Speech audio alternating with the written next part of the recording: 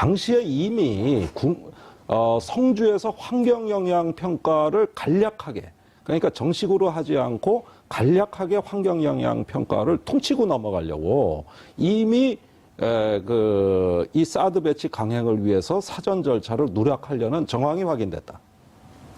이게 뭔 얘기냐? 환경영향평가를 안 하고도 배치할 수 있게끔 꼼수를 부리겠다. 법 해석을 달리했다 이겁니다. 그러니까 대규모 전략적 환경영향평가라 그럽니다. 이런 큰 어떤 국책 사업의 경우에는 이게 어떤 그 환경에 미치는 영향을 다각도로 검토해는 전략적 환경영향평가를 해야 되는데 그 해당 부지의 면적을 줄이는 방법으로 한 33만 제곱미터 정도로 실제 사드의 부지를 축소하는 방향으로 해서 간략한 간이 환경영향평가만 하는 걸로 결정을 하고 사드를 들여왔다 이 얘기입니다. 예. 이종훈 평론가님, 네. 이게 이제 조사가 돼야 되겠지만 이 두 얘기를 지금 종합을 해보면 자, 4월 26일 날 지금 김종대 의원님이 말씀하셨듯이 전격적으로 군사작전 하듯이 이제 치고 들어온 게 그 이전에 보면 4월 16일 날 대선 이후로 가야 될 것 같다라고 이제 대정부 질의 과정에서 그런 얘기가 나와요. 그러다가 10일 만에 전격적으로 들어가는데 지금 보면은 4기를 반입된 거를 얘기하지 않았고 환경영향평가를 피했고 이거 보면은 4월 26일 날 6기를 만약 다 놓아버렸으면 6기를 다 놓아버렸으면 환경영향평가 안 받고 왜 다 놓냐라고 하는 이런 논란의 여지가 있을 수 있을 것 같다고 대통령은 미리 짐작에 판단하고 있었던 거 아니에요? 그러니까 2기를 갖다가 알박기를 해놓고 기회가 보면 슬그머니 4기를 누려고 그랬던 것은 아닌가?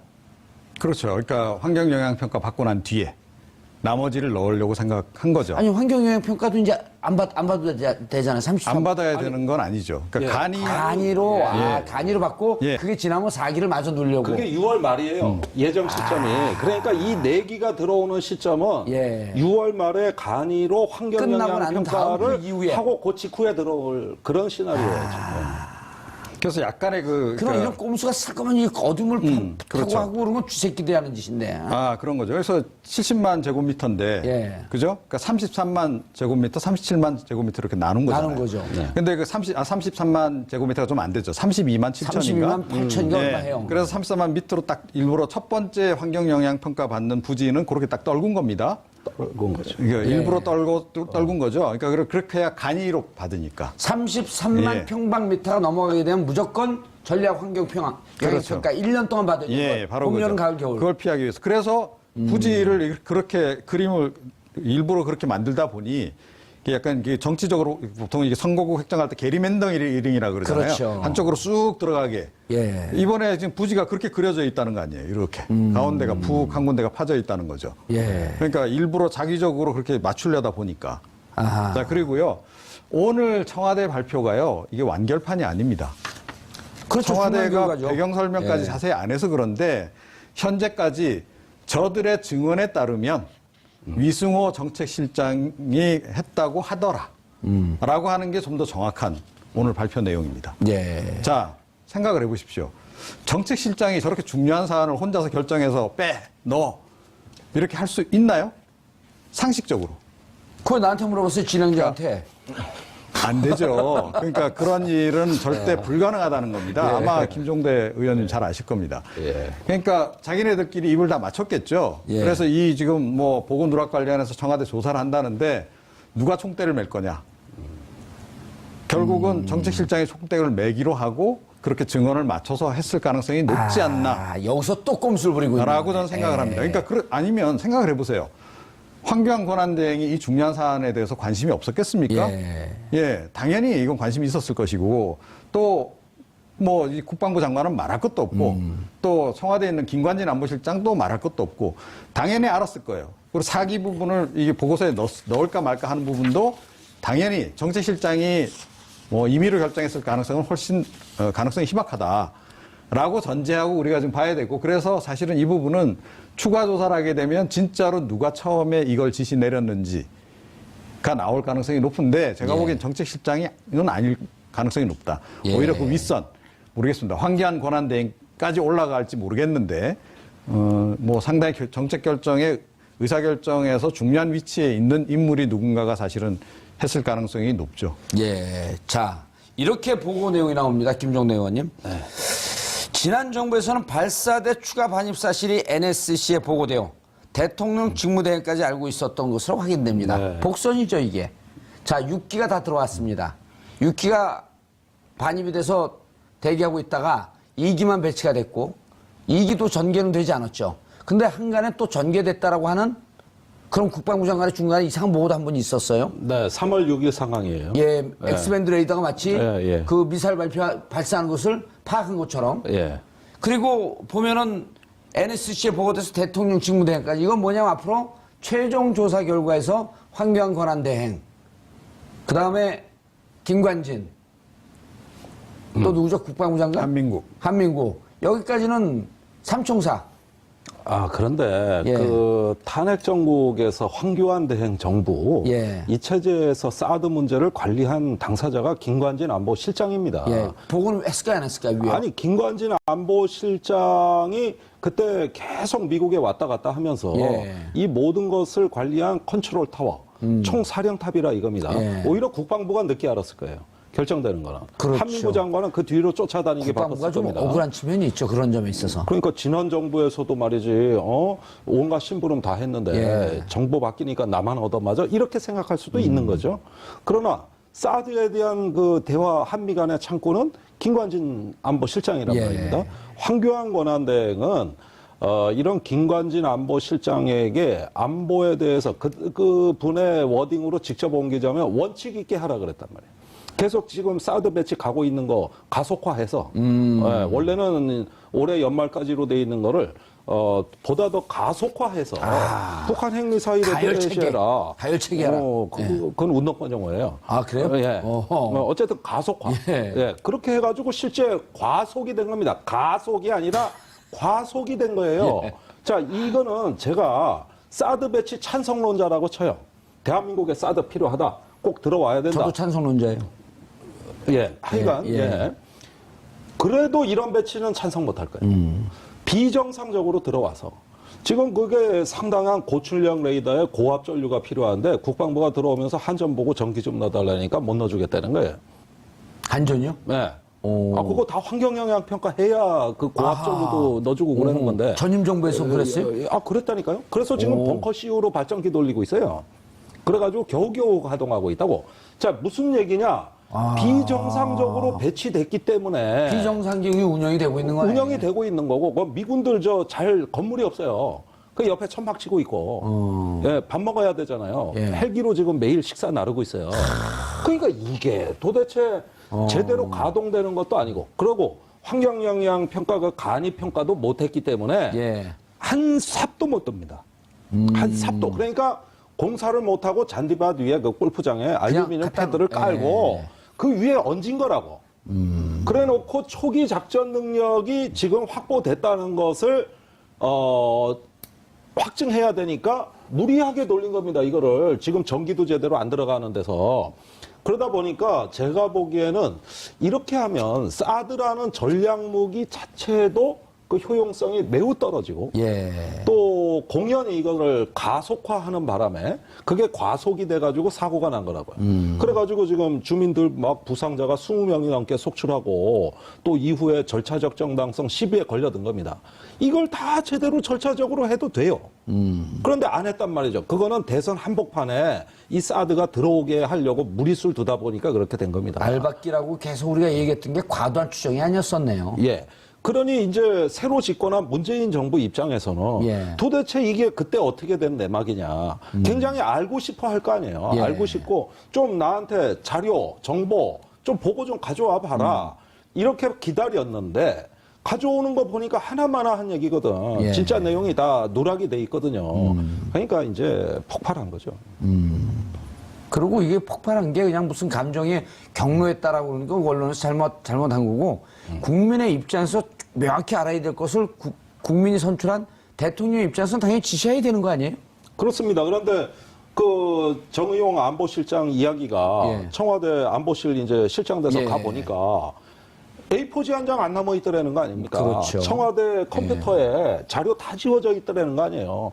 그러니까 이거는 누굴 붙잡고 물어봐야 될지. 저도 이런 문제 궁금해서 예. 정권 바뀌자마자 많이 뛰어다녔죠. 우선 주한미국 그 대리대사 제가 만나가지고 항의했어요. 아니 도대체 그런 식으로 배치하는 나라가 어디냐. 무슨 공사판 앞으로 될 건데 거기에 전략무기를 갖다 놓냐. 그러니까 아니 한국 정부하고 협의해서 된 거다. 우리 일방적으로 안 했다. 그러니까 국방부에 또 물어보죠. 아니 도대체 그런 결정을 어떻게 하냐 그럼. 미국 정부하고 협의한 거다. 우리가 일방적으로 한 거 아니다. 이렇게 떠넘기길래 한미가 그러니까 이거를 알고 싶어 하는 사람 입장에서 약이 바싹바싹 오르는 거예요. 아, 여전히 기망하는구나. 여전히 갖고 노는구나. 이런 생각을 가질 수 있는 거고 내가 정상회담을 하려면은 지금 이걸 군기를 잡아가지고 실체를 파악해 놔야 그 다음 스텝이 나간다 이겁니다. 외교안보가. 예, 군기 잡는다는 하는 표현은 적절치 않고 정상화 시키는 거죠. 아니 군기 잡는 건 뭐 없는 걸 억지로 막 그 정신 차리게 하는 건데 네. 그런 측면도 있잖아요. 그래서 그것은 정상화 시키는데 이정훈 평론가님, 네. 지금 이제 그 김종대 의원님께서는 최근에 진행됐던 4월, 5월, 그 6월까지 요 과정까지 했는데 어찌 보면 사실은 지난해 7월 8일, 7월 5일 날 배치하지 않겠다고 하면서 7월 8일 날 배치하겠다고 했고, 그리고 그 배치하겠다고 결정하고 난 다음에 중국의 보복이 두렵지, 그 문제가 되지 않냐. 그러니까 지난해 말에 뭐라 그러냐면 한중 간 경제 구조가 너무 긴밀하게 연결되어 있기 때문에 또 고단위로 나가 있기 때문에 그래 경제 보복하지 못합니다. 올 1월 와서도 그거 문제된다고 하니까 보복 못한다고 계속하다가 지금 엄청난 보복을 받고 있잖아요.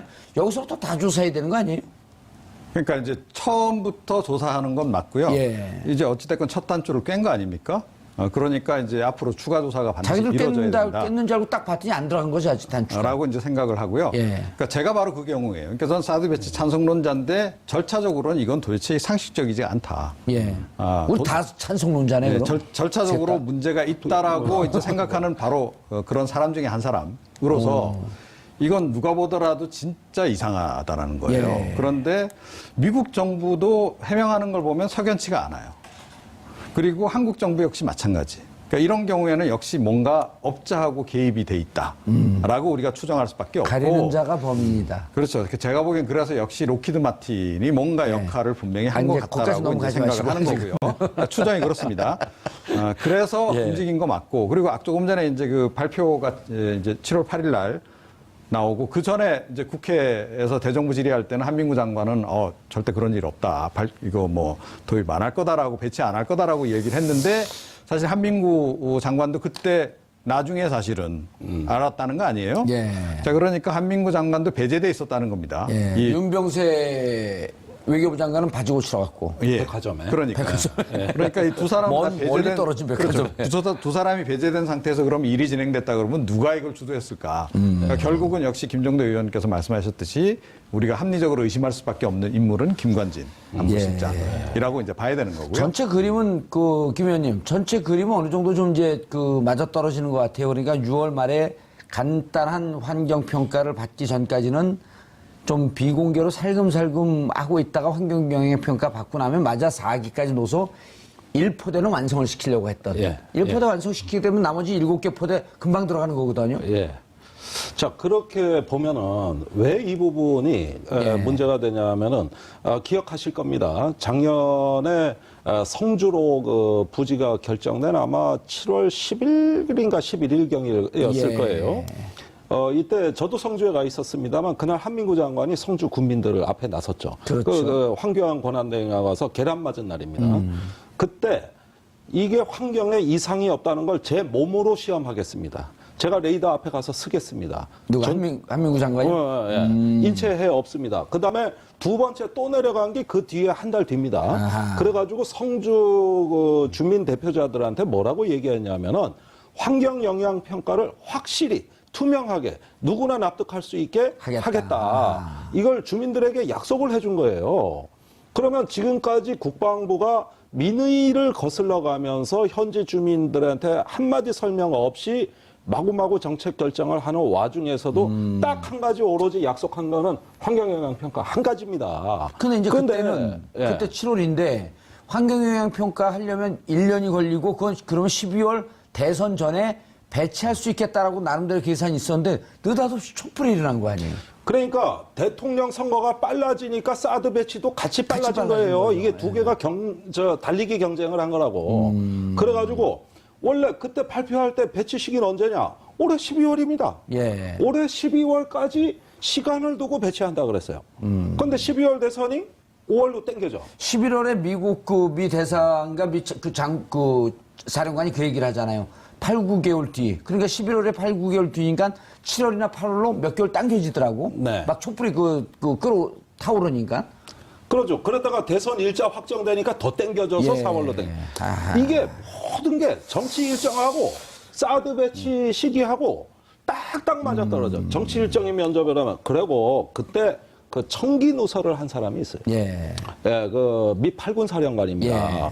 그때 작년 12월이었어요. 그 예. 기자 간담회에서 정확히 이렇게 표현합니다.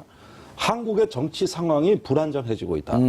한국의 정치적 조건에 따라 컨디션, 정치적 상황 조건에 따라서 사드 배치 시기가 조정될 수 있다. 이렇게 얘기합니다. 청기누설을 했네. 예. 저는 그때 이렇게 알아들은 거예요. 사드는 몇 년 후가 될지 모르는 북한 미사일 요격용이 아니고 예. 대선에서 야당 후보 요격용인 일종의 정치 무기 아니냐. 아니 정치 일정하고 사드 배치가 무슨 그러네요. 관계가 있냐. 이러면서 이제 굉장히 핏대를 높인 거죠. 이종훈 평론가님, 네. 한민국 국방장관이 시인이에요? 이 사람이? 시 쓰나요? 오늘 기자들 붙어갖고 어떻게 된 거냐 그랬더니 한국말에 이런 게 있지 않나. 당연히 자기 한국말로 하면서 한국말에 있지. 말로써 말 많으니 말 많을까 하노라. 이게 뭐예요? 뭐 갑자기 선비가 되셨죠. 예, 갑자기 선비 모드로 돌입했는데. 말로써 말 그러니까 많으니 말 많을까 하노라. 예, 정리하면 할 말은 많은데 지금은 말할 상황이 아니다. 불교 뭐 신앙가 그런 사는 얘기를 산이오 물음물이로다 그런 것 같은데? 예, 그런 얘기를 하는 건데. 그러니까 저게 정유라 말이구나. 말로써 말 많으니 말 많을까 하노라. 그런 얼토당토 않는 해석은 하지 마시고요. 한국말 한국 홀스에 이런 홀스가 있다. 근데 한민구 장관은 실제로도 약간 좀 옆으로 억울한 좀 비껴 거예요. 있으면서 조사하면 다 나온다 예, 그랬잖아요. 비껴 있으면서 그렇다고 해서 본인이 제가 보기 역할을 또 전혀 안 한 것도 아니에요. 그거는 뭐 소신에 따라 그랬을 수도 있고 아니면 뭐 이 또 다른 경로, 또 다른 이유로 저는 뭐 그 사드 배치에 대해서 찬성을 하는 입장에서 역간의 기여를 한 건 맞는데 예. 본인이 내가 이거 주도한 건 아니다라고 하는 뉘앙스의 얘기를 지금 계속 하고 있는 거죠. 실제로도 전 그랬을 가능성이 좀 높다 이렇게 생각을 합니다. 알겠습니다. 김 기자님. 예. 국방부가 이제 지금 그 콩복듯이 탁탁탁 튀기고 있어요. 그 감사원이 역대 최대 규모의 무기 도입 사업, 차세대 전투기 FX 사업에 대해서 감사를 벌이고 있다. 예. 4월부터 벌이고 있습니다. 예, 2015년 10월 1일인데 예. 아마 이 사드 배치 도입되는 과정과 비슷한 막 데자뷰를 느낄 정도로 대통령에게 가리고 공개하지 않고 비공개로 어떻게 된 내용인가 이거는? 그러니까 아시다시피 근데 FX 사업 자체가 이제 박근혜 정부의 최대 이제 무기 방위 산업이었고요. 근데 7조 원 정도의 규모였고, 근데 여기에 이제 갑자기 기종이 F-35로 바뀌는 과정에서 굉장히 2013년 일이죠. 예, 2013년에 바뀌는 과정에서 급작스럽게 변경이 됐고, 그러면서 여기에 이제 김관진 당시 국방부 장관이 개입을 한 것이 아니냐는 의혹이 계속 있어 왔는데요.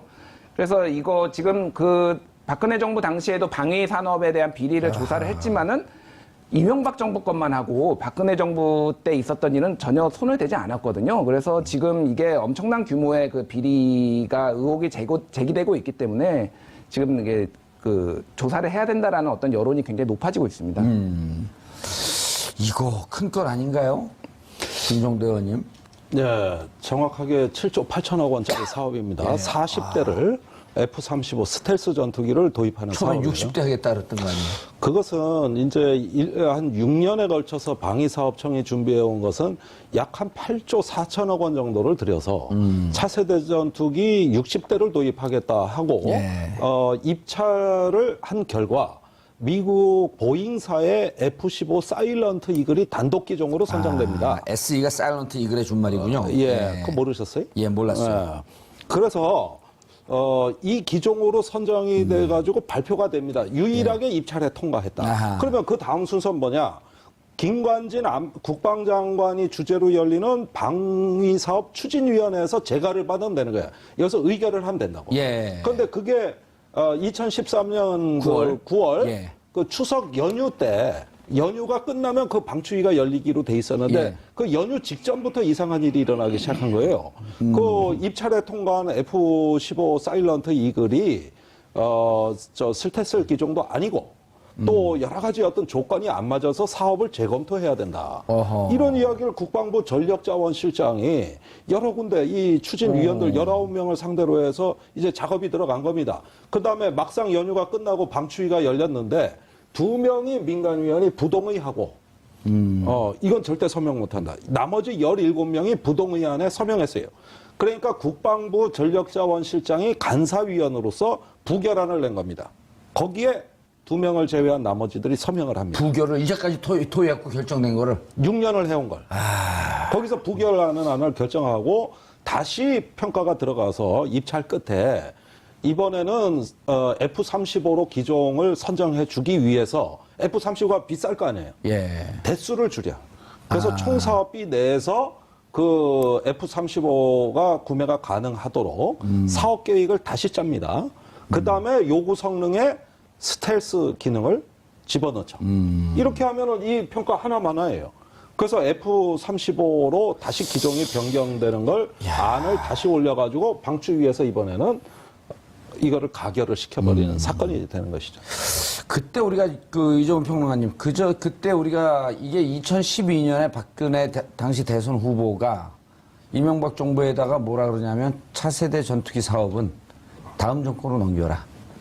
그럴 때 우리가 농담 비슷하게 이렇게 얘기를 했어요. 그 MB 정부는 4대강으로 많이 먹었으니 방위산은 우리가 좀 먹게 놔둬라. 한 10조 가까이 되는 사업이니까. 그렇게 농담식으로 얘기하고 그거 막 벌받은 사람들도 있어요. 아, 예.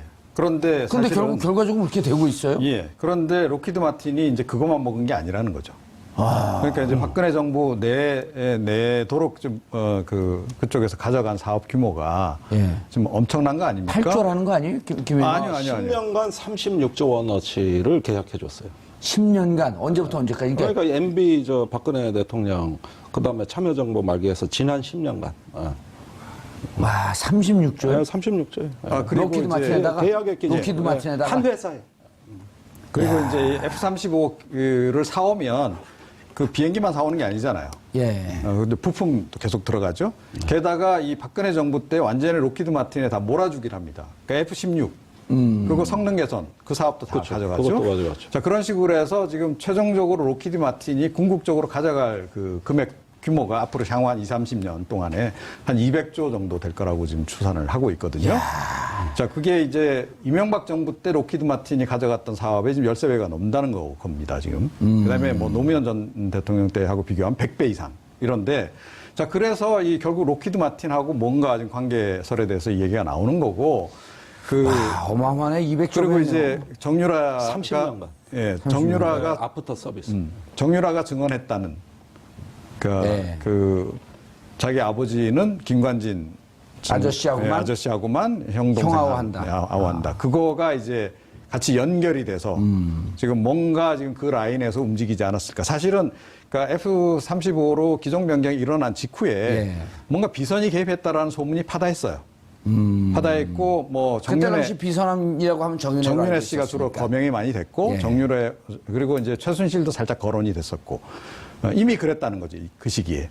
자 그러면 사실은 이제 국방부 장관은 김관진이었고 또 만약에 정윤회 씨하고 특별한 관계였다라고 한다면 그림이 싹 그려지는 거 아닙니까? 예, 그렇게 볼 수가 있는. 만약에 그게 사실이라면 이거는 사실은 그 제2의 로키드 사건. 이라고 봐야 되는 거죠. 70년대 중반에 일본의 로키드 사건 기억하십니까? 그렇죠. 예, 단학가까지 다. 주로 오늘 저한테 물어보는 분야 계속. 이제 테스트를 좀 실력 테스트.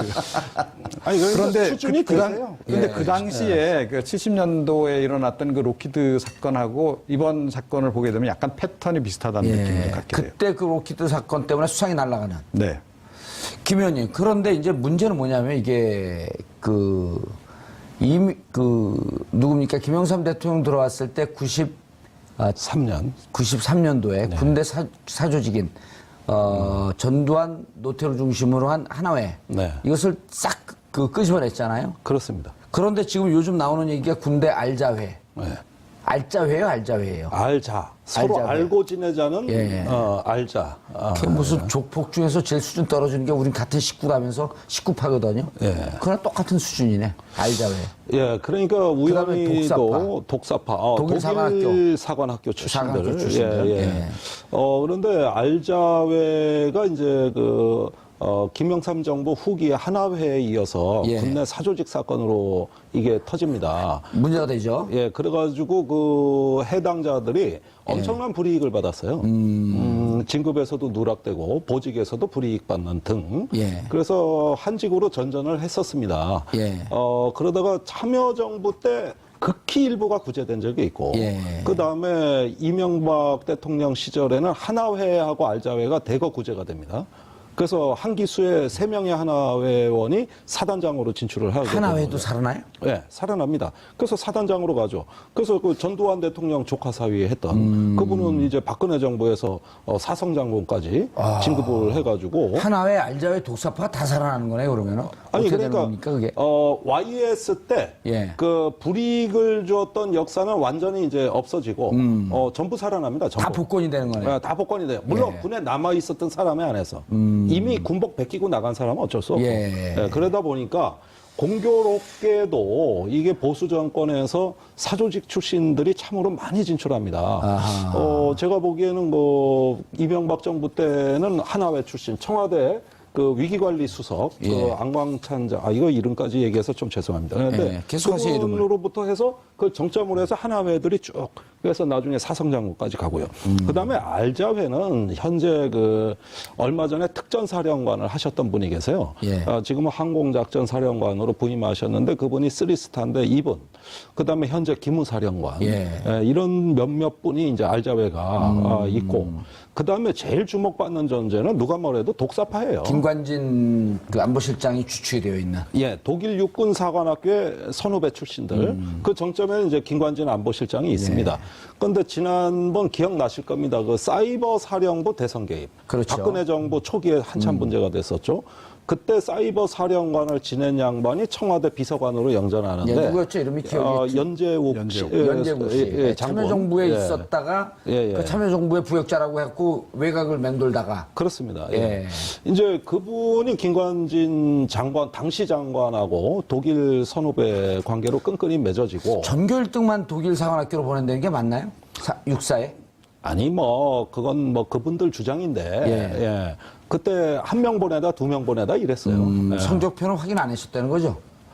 그거 전교 1등 거기에 다 보내는 법이 어디 있습니까? 세상에 그런 게. 한 명 내지 2명 매기수에서? 예, 매기수에서. 어떨 땐 2명 보냈어요. 아하. 그래서 이제 장관 중에는 김태형 국방장관 예. 같은 분, 이런 분이 독일 사관학교 출신이고, 그 다음에 사드 배치와 관계해서 왜 독사파 얘기가 나오느냐 하면은, 지금 위승호 정책실장 전임자가 이 모든 사드에 관한 일을 거의 다 실무를 맡아서 했어요. 누구죠, 그분이? 가만히 있자. 내가 지금 유재승 예비역 장군입니다. 그런데 이분이 독사파예요. 그런데 한민구 장관이 약간 뭘 모르는 것 같다 이렇게 얘기하잖아요. 이 유재승 실장은 항상 청와대를 자주 드나들었습니다. 그래가지고 이 사드에 관해서 김관진 실장의 직접 지휘를 받았어요. 그때 이상한 일이 많이 터진 거예요. 알겠습니다. 7월 8일 날 발표부터 작년 11월까지. 그래서 이 문제의 핵심에는 독사파가 있을 것이다. 그래서 국방부 청와대 독사파 라인 극소수 외에는 사드가 어떻게 돌아가는지 아는 사람이 국방부에 없는 거예요. 기획조정실장, 국방부 차관. 제가 물어보면 나는 모른다. 난 라인에 없다. 이런 얘기를 하는 것이지. 정윤회와의 라인을 찾으면 되네요, 이제. 거기까지 생각 못 하셨죠? 거기까지는 생각 못 했어요. 아직까지도 잘 연결이 안 돼요. 그거 연결이 됩니다. 정윤회 씨 눈이 좀 독사처럼 생기지 않았을까요? 아니요. 내가 보니 우리 정봉주 진행자가 훨씬 독사가 돼. 내가 보기에는 머리 모양도 살모사형이잖아요. 알겠습니다. 그 말도 이렇게 좀 알겠습니다. 청와대가 사드 4기 추가 반입 보고를 누락한 경위조사 결과를 발표했습니다. 미군과 비공개하기로 했으므로 보고하지 않았다는 것입니다. 지나가는 개가 웃을 일입니다.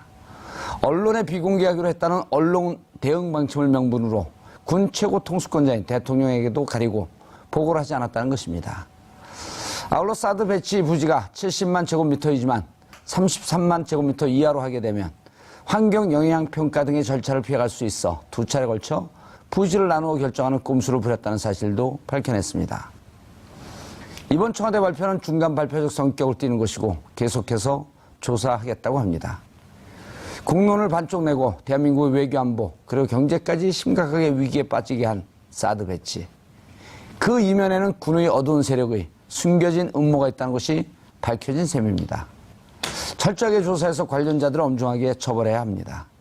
국가 안보와 국민의 안위를 담보로 장난치는 불의하고도 음흉한 세력들이 더 이상 대한민국에 발붙일 수 없을 것이라는 교훈과 환경을 만들어야겠습니다.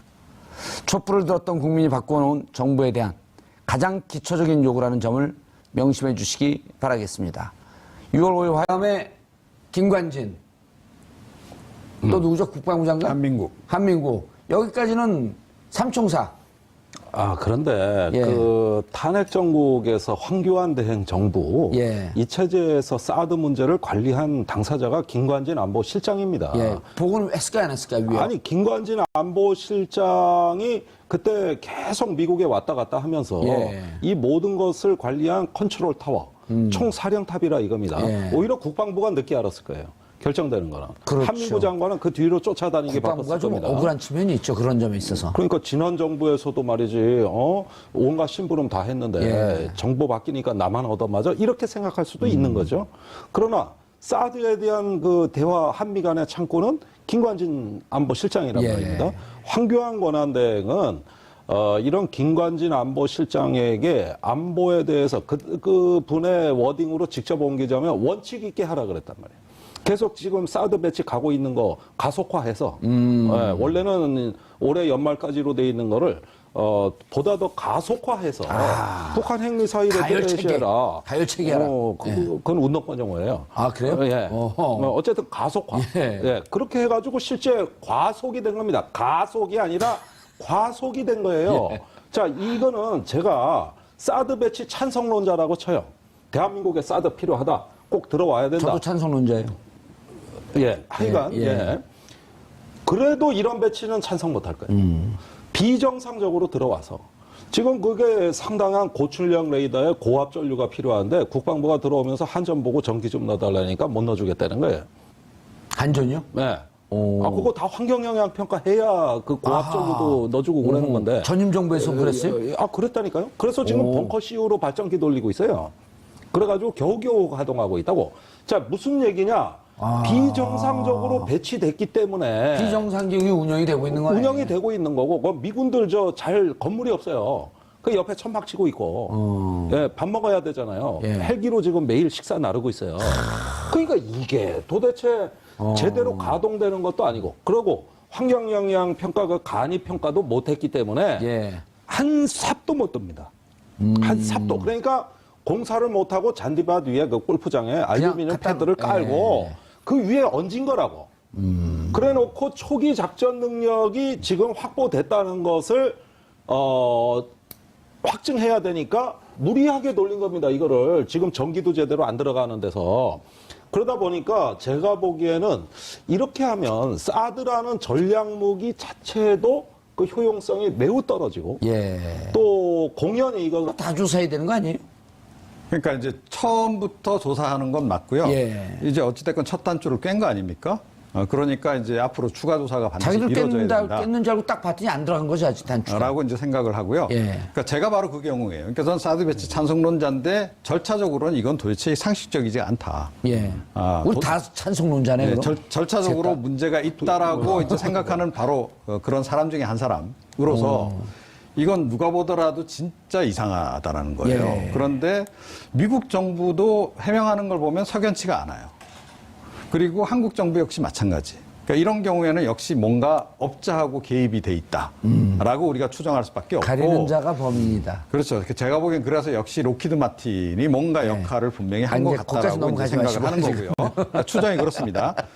그래서 움직인 거 맞고, 그리고 조금 전에 이제 그 발표가 이제 7월 8일 날 나오고, 그 전에 이제 국회에서 대정부 질의할 때는 한민구 장관은 절대 그런 일 없다. 이거 뭐 도입 안 할 거다라고, 배치 안 할 거다라고 얘기를 했는데, 사실 한민구 장관도 그때 나중에 사실은 알았다는 거 아니에요? 예.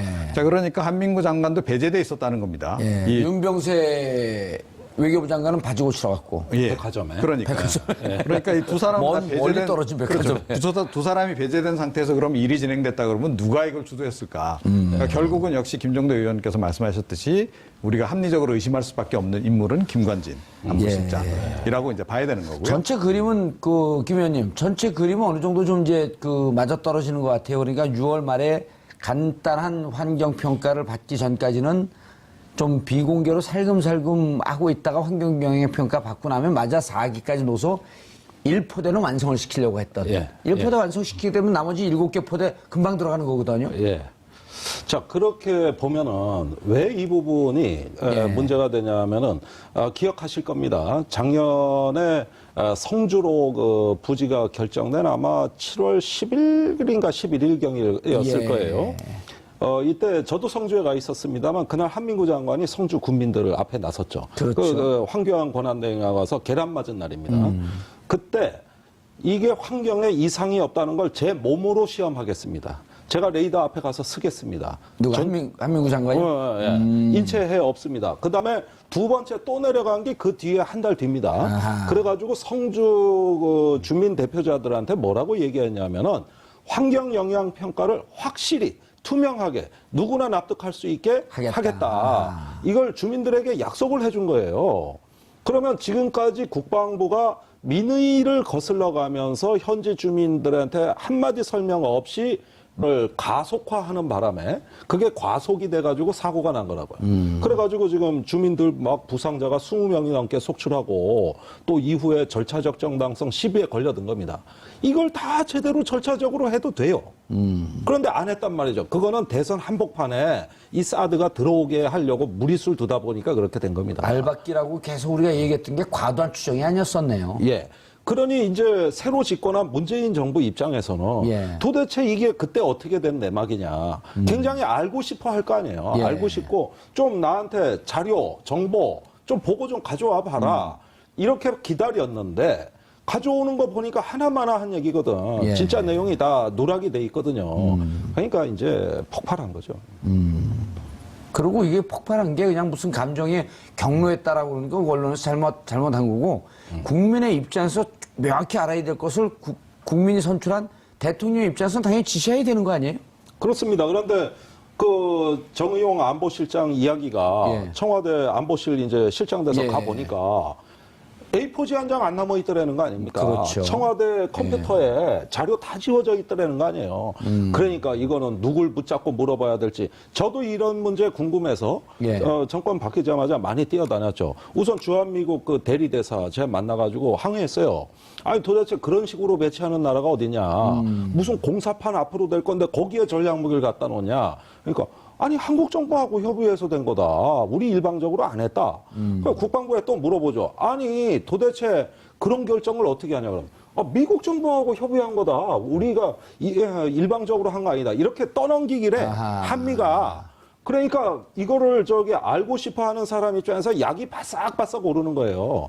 아 여전히 기망하는구나. 여전히 갖고 노는구나. 이런 생각을 가질 수 있는 거고 내가 정상 외교를 하려면은 지금 이걸 군기를 잡아가지고 실체를 파악해 놔야 그 다음 스텝이 나간다 이겁니다. 외교안보가. 예, 군기 잡는다는 하는 표현은 적절치 않고 정상화 시키는 거죠. 아니 군기 잡는 건 뭐 없는 걸 억지로 막 정신 차리게 하는 건데 네. 그런 측면도 있잖아요. 그래서 그것은 정상화 시키는데 이정훈 평론가님, 네. 지금 이제 김종대 의원님께서는 최근에 진행됐던 4월, 5월, 6월까지 요 과정까지 했는데 어찌 보면 사실은 지난해 7월 8일, 7월 5일 날 배치하지 않겠다고 하면서 7월 8일 날 배치하겠다고 했고, 그리고 배치하겠다고 결정하고 난 다음에 중국의 보복이 두렵지, 문제가 되지 않냐. 그러니까 지난해 말에 뭐라 그러냐면 한중간 경제 구조가 너무 긴밀하게 연결되어 있기 때문에 또 고단위로 올라가 있기 때문에 그래 경제 보복하지 못합니다. 올 1월 와서도 그거 문제된다고 하니까 보복 못한다고 계속하다가 지금 엄청난 보복을 받고 있잖아요. 여기서부터 당시에 이미 성주에서 환경영향평가를 간략하게, 그러니까 정식으로 하지 않고 간략하게 환경영향평가를 퉁치고 넘어가려고 이미 이 사드 배치 강행을 위해서 사전 절차를 누락하려는 정황이 확인됐다. 이게 뭔 얘기냐? 환경영향평가를 안 하고도 배치할 수 있게끔 꼼수를 받겠다. 법 해석을 달리했다 이겁니다. 그러니까 대규모 전략적 환경영향평가라 그럽니다. 이런 큰 어떤 국책 사업의 경우에는 이게 어떤 그 환경에 미치는 영향을 다각도로 검토하는 전략적 환경영향평가를 해야 되는데 그 해당 부지의 면적을 줄이는 방법으로 한 33만 제곱미터 정도로 실제 사드의 부지를 축소하는 방향으로 해서 간략한 간이 환경영향평가만 하는 걸로 결정을 하고 사드를 들여왔다 이 얘기입니다. 예. 이종훈 평론가님, 네. 이게 이제 조사가 돼야 되겠지만 이 두 얘기를 지금 종합을 해보면 자, 4월 26일 날 지금 김종대 의원님이 말씀하셨듯이 전격적으로 군사작전 하듯이 이제 치고 들어온 게 그 이전에 보면 4월 16일 날 대선 이후로 가야 될 것 같다라고 이제 대정부 질의 과정에서 그런 얘기가 나와요. 그러다가 10일 만에 전격적으로 들어가는데 지금 보면은 4기를 반입된 거를 얘기하지 않았고 환경영향평가를 피했고 이거 보면은 4월 26일 날 6기를 만약 다 놓아버렸으면 6기를 다 놓아버렸으면 환경영향평가 안 받고 왜 다 놓냐라고 하는 이런 논란의 여지가 있을 수 있을 것 같다고 대통령은 미리 짐작에 판단하고 있었던 거 아니에요? 그러니까 2기를 갖다가 알박기를 해놓고 기회가 보면 슬그머니 4기를 누려고 그랬던 것은 아닌가? 그렇죠. 그러니까 환경영향평가 받고 난 뒤에 나머지를 넣으려고 생각한 거죠. 아니 환경영향평가도 이제 안 받아도 되잖아요. 33. 안 받아야 되는 건 아니죠. 그러니까 간이로 간이로 받고 예. 그게 지나면 4기를 마저 누려고. 그게 6월 말이에요. 예정 시점이. 그러니까 이 4기가 들어오는 시점은 예. 6월 말에 간이로 끝나고 난 다음 그 환경영향평가를 이후에. 하고 그 직후에 들어올 그런 시나리오예요. 지금. 그래서 약간의 그럼 이런 꼼수가 슬그머니 어둠을 타고 그렇죠. 하고 그런 건 쥐새끼들이 하는 짓인데. 그런 거죠. 그래서 70만 제곱미터인데, 예. 그죠? 그러니까 33만 제곱미터, 37만 제곱미터 이렇게 나눈 거잖아요. 나눈 거죠. 네. 근데 그 33만 제곱미터가 좀 안 되죠. 32만 7천인가? 32만 8천인가 얼마 해요. 그래서 33만 밑으로 딱 일부러 첫 번째 환경영향평가 받는 부지는 그렇게 딱 떨군 겁니다. 떨군 거죠. 이게 일부러 떨군 거죠. 그러니까 그렇게 해야 간이로 받으니까. 33만 예. 평방미터가 넘어가게 되면 무조건 전략 환경평가 그렇죠. 1년 동안 받아야 되고 예, 바로 봄, 여름, 그거죠. 가을, 겨울. 그걸 피하기 위해서. 그래서 부지를 그렇게 그림을 일부러 그렇게 만들다 보니 이게 약간 이게 정치적으로 보통 이게 선거구 획정할 때 게리맨더링이라 그러잖아요. 그렇죠. 한쪽으로 쑥 들어가게. 예. 이번에 지금 부지가 그렇게 그려져 있다는 거 아니에요. 이렇게 가운데가 푹 한 군데가 파져 있다는 거죠. 예. 그러니까 일부러 자기적으로 그렇게 맞추려다 보니까. 아하. 자, 그리고요. 오늘 청와대 발표가요. 이게 완결판이 아닙니다. 그렇죠. 청와대가 중간결과죠. 배경 설명까지 예. 자세히 안 해서 그런데 현재까지 저들의 증언에 따르면 위승호 정책실장이 했다고 하더라. 라고 하는 게 좀 더 정확한 오늘 발표 내용입니다. 예. 자, 생각을 해보십시오. 정책실장이 저렇게 중요한 사안을 혼자서 결정해서 넣어. 이렇게 할 수 있나요? 상식적으로. 그거 나한테 물어봤어요, 진행자한테. 안 되죠. 그러니까 그런 일은 절대 불가능하다는 겁니다. 아마 김종대 의원님 잘 아실 겁니다. 그러니까 자기네들끼리 입을 다 맞췄겠죠. 예. 그래서 이 지금 뭐 보건 누락 관련해서 청와대 조사를 한다는데 누가 총대를 맬 거냐. 결국은 정책실장이 총대를 매기로 하고 그렇게 증언을 맞춰서 했을 가능성이 높지 않나. 여기서 또 꼼수를 부리고 있는 라고 저는 생각을 합니다. 그러니까 아니면 생각을 해보세요. 환경권한대행이 이 중요한 사안에 대해서 관심이 없었겠습니까? 예, 당연히 이건 관심이 있었을 것이고 또 뭐 국방부 장관은 말할 것도 없고 또 청와대에 있는 김관진 안보실장도 말할 것도 없고 당연히 알았을 거예요. 그리고 사기 부분을 이게 보고서에 넣을까 말까 하는 부분도 당연히 정책실장이 뭐 임의로 결정했을 가능성은 훨씬 가능성이 희박하다. 라고 전제하고 우리가 지금 봐야 되고, 그래서 사실은 이 부분은 추가 조사를 하게 되면 진짜로 누가 처음에 이걸 지시 내렸는지가 나올 가능성이 높은데, 제가 보기엔 정책실장이 이건 아닐 가능성이 높다. 오히려 그 윗선, 모르겠습니다. 황교안 권한대행까지 올라갈지 모르겠는데, 뭐 상당히 정책 결정에, 의사결정에서 중요한 위치에 있는 인물이 누군가가 사실은 했을 가능성이 높죠. 예. 자, 이렇게 보고 내용이 나옵니다. 김종대 의원님. 지난 정부에서는 발사대 추가 반입 사실이 NSC에 보고되어 대통령 직무대행까지 알고 있었던 것으로 확인됩니다. 네. 복선이죠, 이게. 자, 6기가 다 들어왔습니다. 6기가 반입이 돼서 대기하고 있다가 2기만 배치가 됐고 2기도 전개는 되지 않았죠. 근데 한간에 또 전개됐다라고 하는 그런 국방부 장관의 중간에 이상한 보고도 한 번 있었어요. 네, 3월 6일 상황이에요. 예, 엑스밴드 레이더가 마치 예. 그 미사일 발사하는 것을 파악한 것처럼. 예. 그리고 보면은 NSC에 보고돼서 대통령 직무대행까지 이건 뭐냐면 앞으로 최종 조사 결과에서 황교안 권한대행